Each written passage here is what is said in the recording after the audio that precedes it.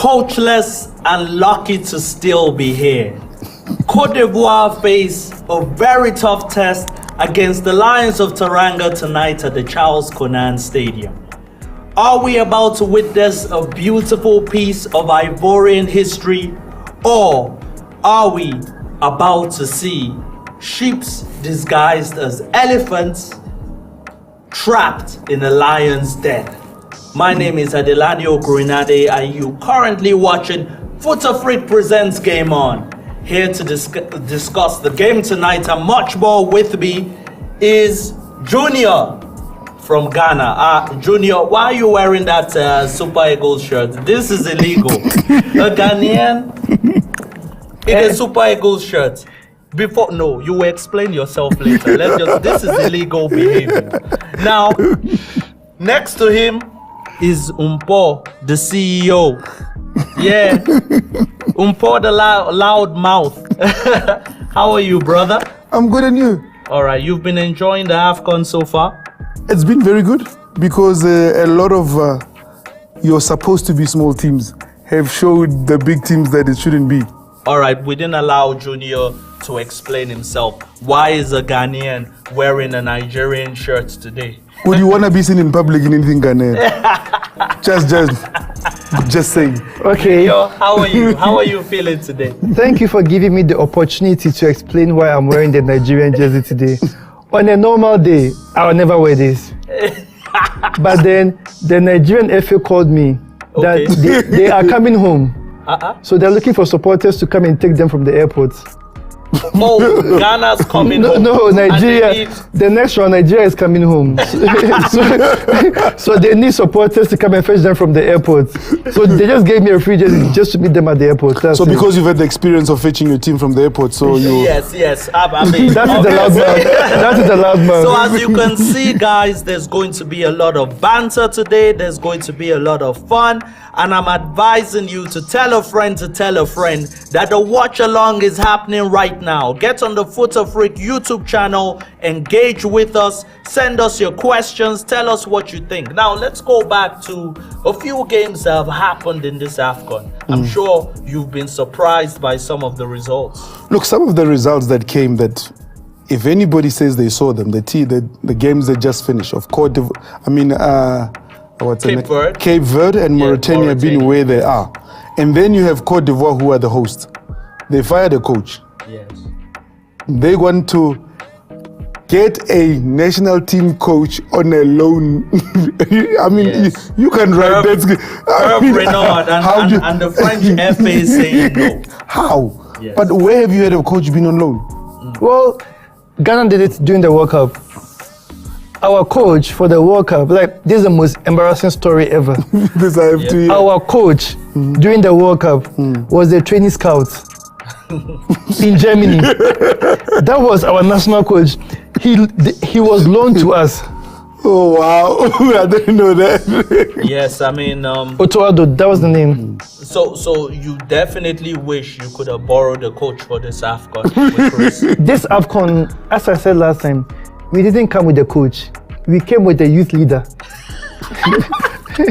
We came with a youth leader. He just led the youth onto the pitch. That's it. Okay, there was no elements of coaching there. It's only on this show that you would see us ask a Ghanaian what he thought about the Super Eagles getting into the next round. Did it hurt, or were you excited for Super Eagles?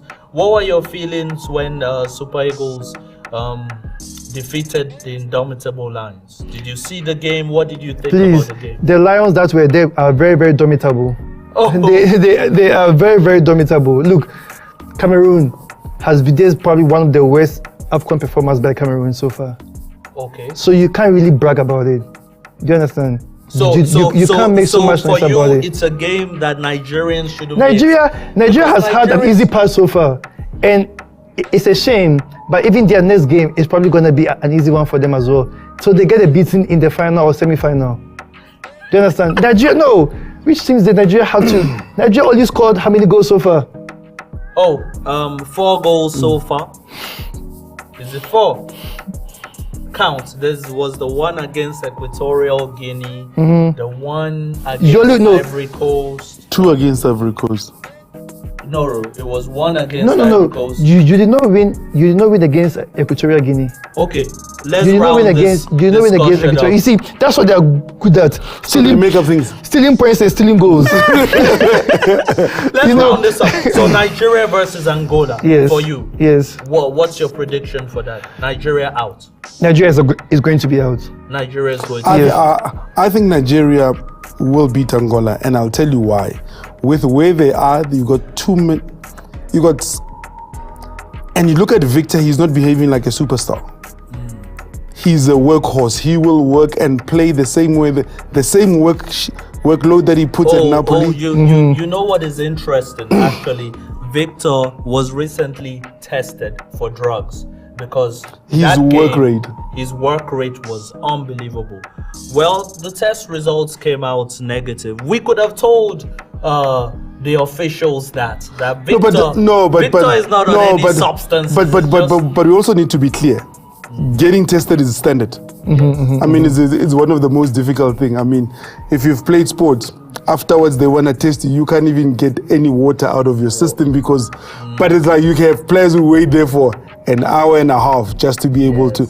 But it's when you look at that, he hasn't come here and said, "I'm the reigning African king." So I'm gonna wait for the boss to come to me. No. Yeah. He said, "I'm a reigning African king, and if you want my throne, I want to take it." Oh, let's talk about other kings of African football.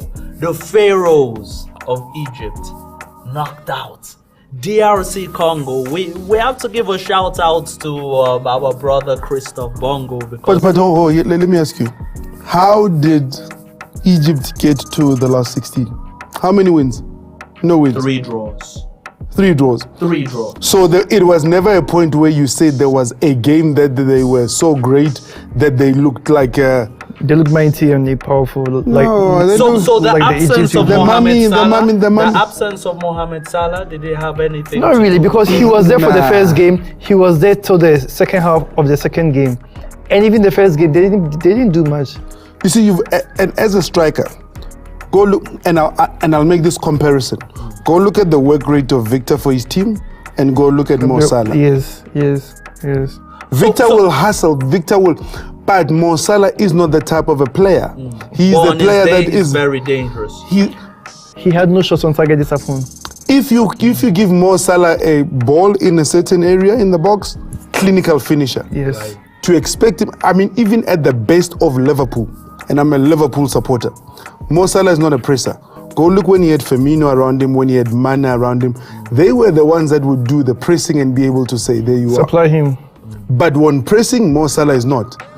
You tell Victor to press, Victor will hound you for it. If you're going to play out from the back and you play against Nigeria and Victor's there, may the good Lord be with you. But did you guys see DRC Congo beating Egypt? DRC have always been playing as a team. There are no stars that you can be able to say, look, they're fantastic individuals, but you're not having a star where you're saying you've got a Mane, you've got a Cote, but you've got a team that's willing to play and be able to say, we're going to show you something. But then Egypt did not help themselves either. And the lottery of penalty shootouts. We saw the Egyptian goalkeeper there trying to emulate a certain Asamoah Gyan in the 2010 World Cup. Soccer City. Yes, he obviously studied the wrong videos for that penalty, really. But back to the Egyptian issue, right? I think most countries figured out Egypt's game plan. Okay. Was there one? First half. Which was? What was Egypt's game plan? First half, they will try their best to absorb you, to absorb your pressure, and then second half, come to you pounding. You understand? So if you're able to stop them in the second half or score a goal in the first half and defend towards the second half, you're good to go. So But I will tell you, a red card also affected that game. Yeah. Look, it changed the complexion of the game because it means that you've got to now play differently. It means that you've now got to look at which position are you, because you're always going to have that imbalance. It's either up front, do you want in the middle, but sometimes that could work for you. Because there have been teams that if they're well organized, even though they're one man down, it Yeah, very. I mean, what impressed me the most about that game was DRC Congo and their fighting spirit. They never said die. Yeah. You know, the penalties, I lost count of how many penalties were successfully converted. Didn't it end up being like 15, 14? That was how it felt in my mind. No, because I think it was, I think they only missed one, and the Pharaohs, the mummy returned, and they missed two. But it's one of those where you then say, were you expecting a goalkeeper to be able to do that? And you then say, El Shenawi is a brilliant goalkeeper, but is he? And that says a lot when you are able to then say, it took a goalkeeper missing. But you know, always look at the body language at times of the goalkeeper, because I saw the Egyptian goalkeeper, his head dropped after missing that penalty. I don't know if you guys noticed that. That he was disturbed by missing the penalty. Of course it's disturbing. It's round of 16. Yes, and the Congolese goalkeeper had the composure to just slot that. It's almost like before he took the penalty. But it's also there's a psychological thing that happens whoever takes the penalty first. You take it first, you get it over and done if you succeed. Yes. You take it first, you miss. The opposition doesn't have that much pressure as they would have had you scored.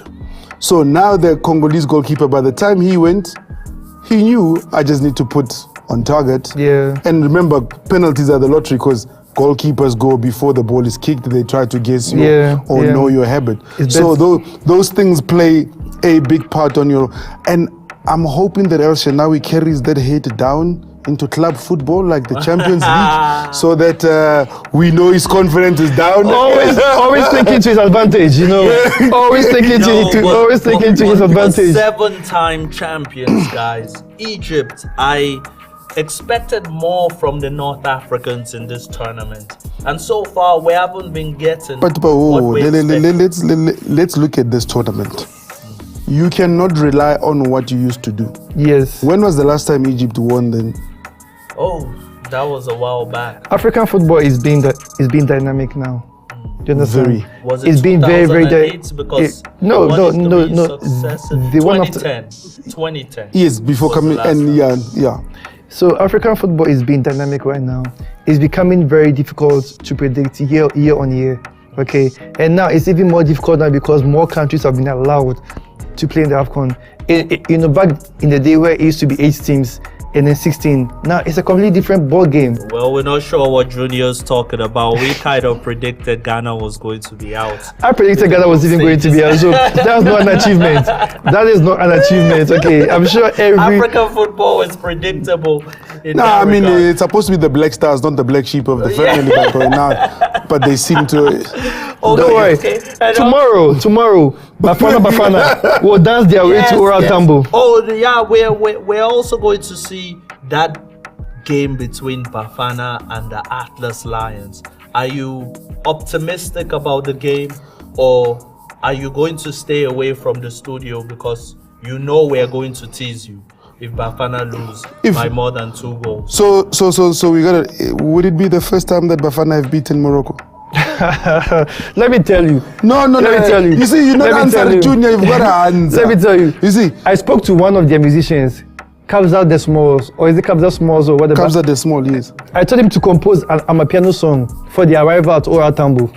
Tomorrow we are going to play it at the airport for them. They can dance. They can dance their way back into the country. Seeing that Ghana has already been out, this man has been practicing receiving teams. Yes. He was saying he's going to receive the Nigerian team. Now he wants to receive Bafana at water. This receiving thing, no mamori taba. I mean, maybe he must go to Namibia. He can receive Namibia. They're just fresh from yes. No, tomorrow we are not receiving Bafana. We are receiving Sundowns FC. No. Okay. That game. Do you think that South Africa, Hugo Bruce, has the tactics to stop the Atlas Lions tomorrow? Yeah. There's certain things that need to be able to happen for Bafana to be able to beat Morocco. You need certain players to stand out. You need certain players to be dominant in their position. You've got to go back and be able to say, how is Tembazwane playing? I mean, he's been man of the match for 2 games. Do you think he deserved it though? In the last game, I don't think he deserved it. Why don't you think so? Because he wasn't that impressive. But what?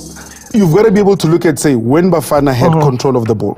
Was Temba the one that, yes, they may not have scored. For me, Mokoena deserved more than Temba. I would have given to Mokoena, but, Thank you. But you've got to be able to, because on my rankings, I think I had Mokoena on 7.6 and I had Temba on a 7. Yes. But you then look at it, the both of them, you say, yes, their performance was good. So you're going to need a Temba Zwane, going back to the question, to be able to say, if he performs well and he's dominant and he's making the rest of the boys tick around, because he's very good at bringing other players into it. I mean, you've got to be able to say, if he's now feeding Morena on the wing, then Morena can be able to sub.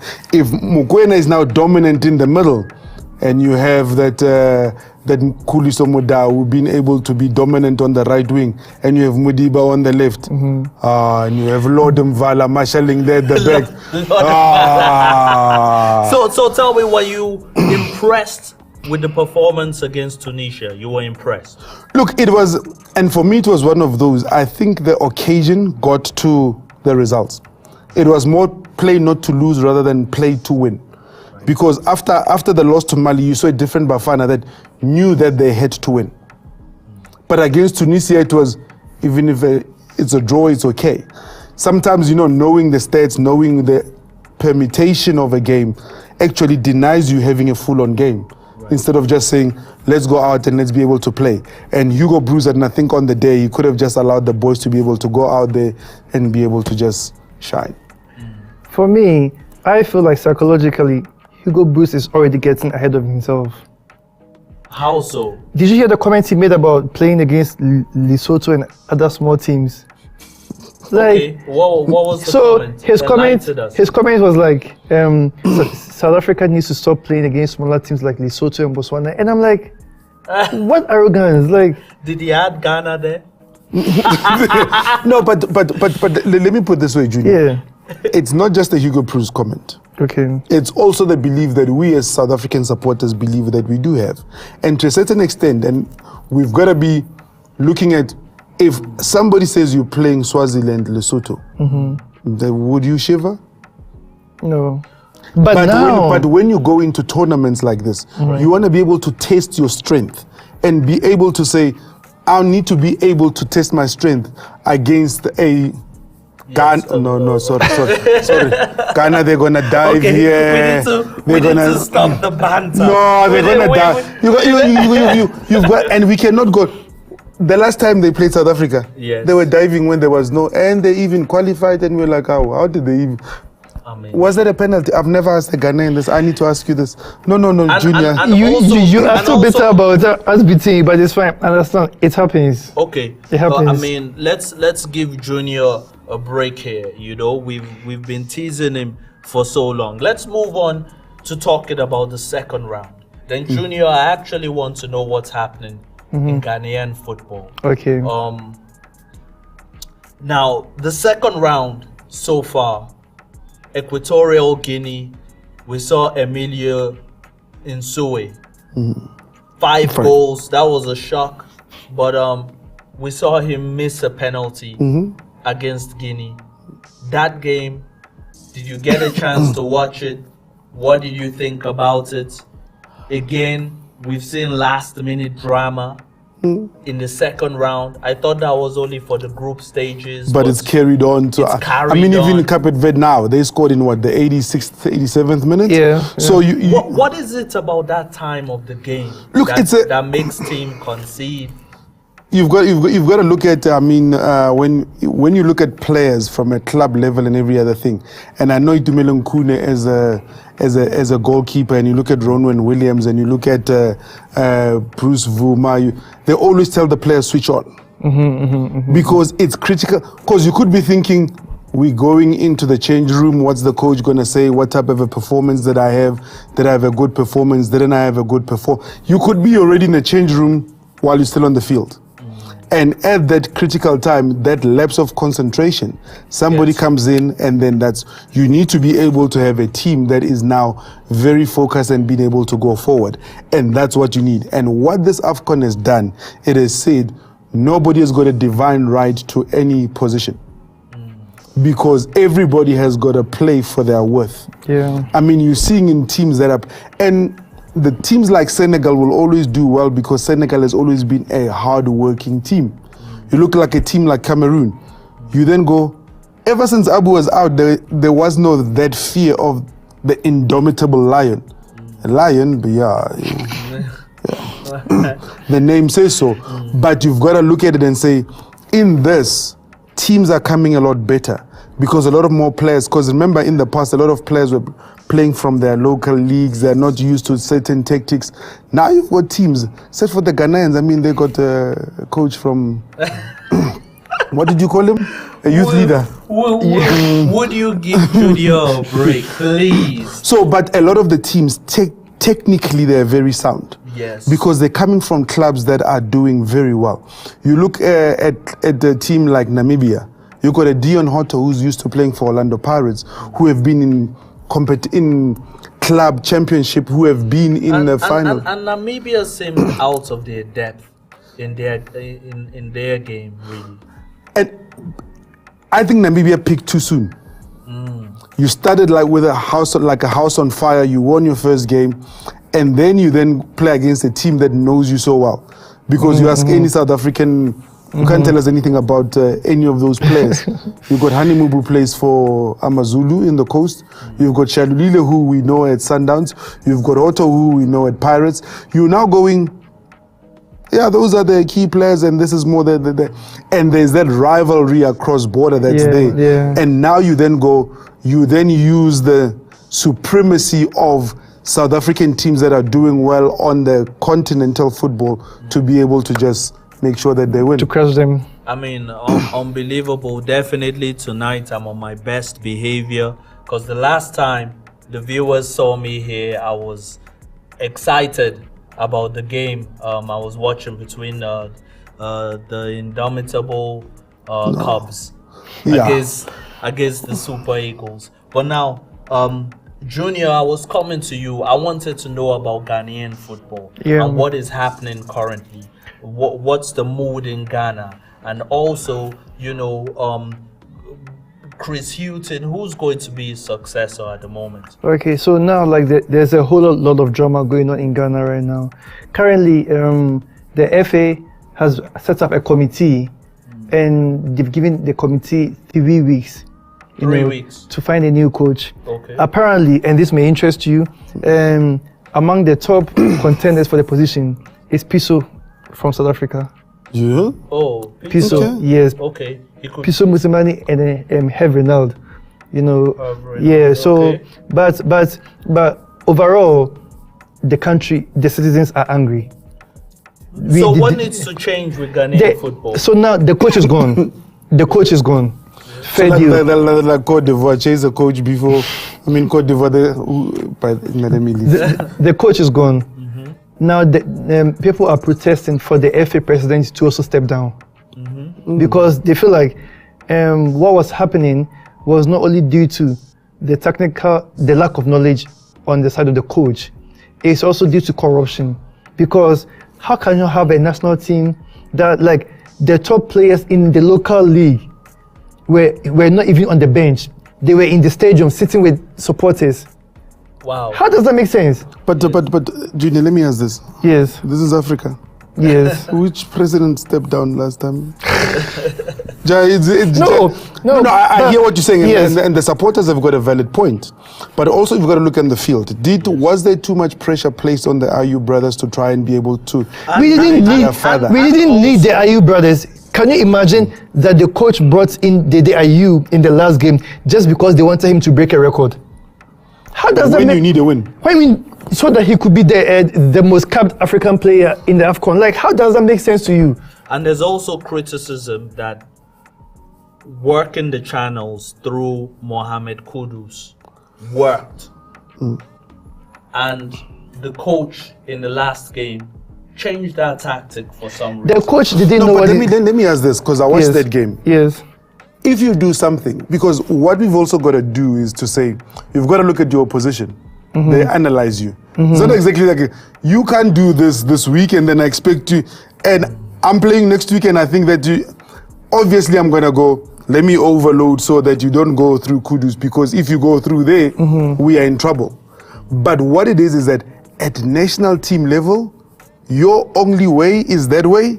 Imagine. You've got to be able to say, if this doesn't sorry work. to interrupt there.